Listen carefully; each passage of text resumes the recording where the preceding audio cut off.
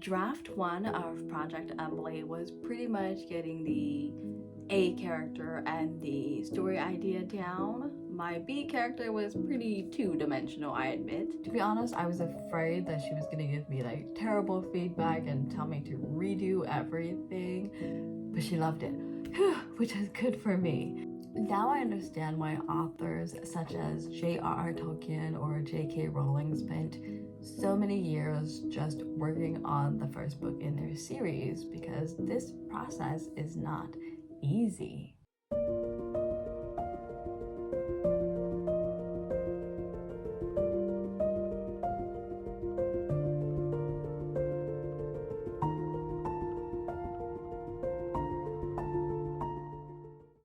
Hello my lovelies, welcome back to A Writer's Corner. I realized that I haven't given you guys an update on Project Emily in a while. I only made one video of how I was able to complete the project. So today's video is going to be about drafting the third draft, whatever you want to call it, of Project Emily, as well as how my writing has changed over time and what the next steps in this process is going to be for me.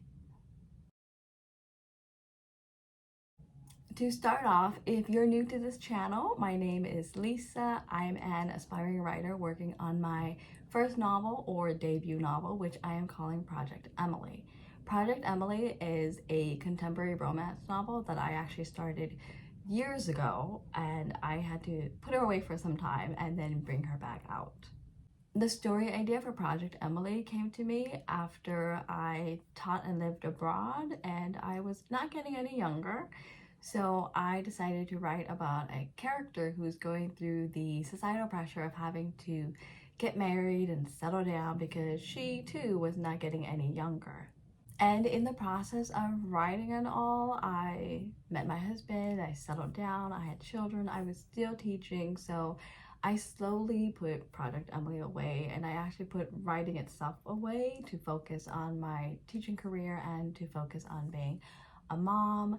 But I've left the teaching field, for those of you who don't know, and now I can focus on being a mom and I can refocus on writing again, hence Project Emily. For the video on how I was able to complete the first draft of Project Emily, I will link that up here for you guys to see, just so that I am not reiterating myself too much. As I'm working on draft number 3, I've learned that revising is a very long and hard, arduous process, and I admire authors all over the world for the work that they do because they've been through this process many times over. Now I understand why authors such as J.R.R. Tolkien or J.K. Rowling spent so many years just working on the first book in their series, because this process is not easy. If you want to know how long that process took them, I will link the video below in the description box. How has my writing changed? Draft 1 of Project Emily was pretty much getting the A character and the story idea down. My B character was pretty two-dimensional, I admit. Draft number 2 was then focusing more on my B character and making them more well-rounded. And now that I am on the third draft, I want to hone in more on the story idea and the plot and make it stronger, because I'm not really feeling it. So I've been doing a lot of reading to stay motivated. I've been looking at novels that have similar story ideas, as well as other topics, just to keep me motivated so that I don't lose interest in Project Emily and put her away again. I'm also revising at a much slower rate than when I did draft 1 and draft 2. To be honest, it took me, I think, an average of 3 days just to revise like a chapter up to this point, which is a good thing. What's next? I'm actually in the process of having others read Project Emily and give me feedback, which is actually the hardest part about writing, but I forced myself to do so. I've given the first couple chapters to my mentor, who is a local author, and to be honest, I was afraid that she was going to give me like terrible feedback and tell me to redo everything, but she loved it, which is good for me. Sadly, she's actually a juvenile fiction writer. She writes for the Jewish community.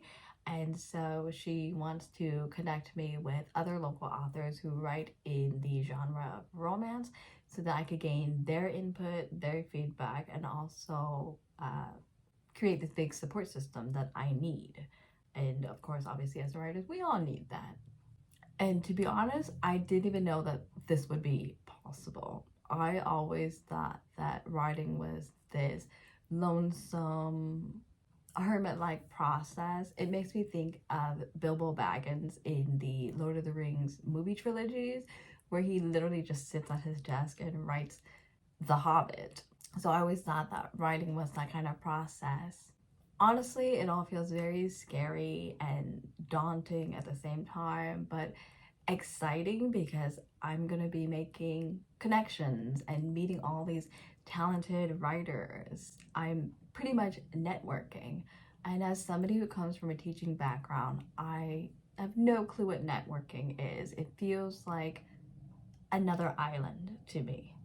But I know that being open to this will open more doors and opportunities for me, and it's going to allow me to make my writing dreams come true. I've been wanting to be a writer since I was 12, 13 years old, so why not get the ball rolling now?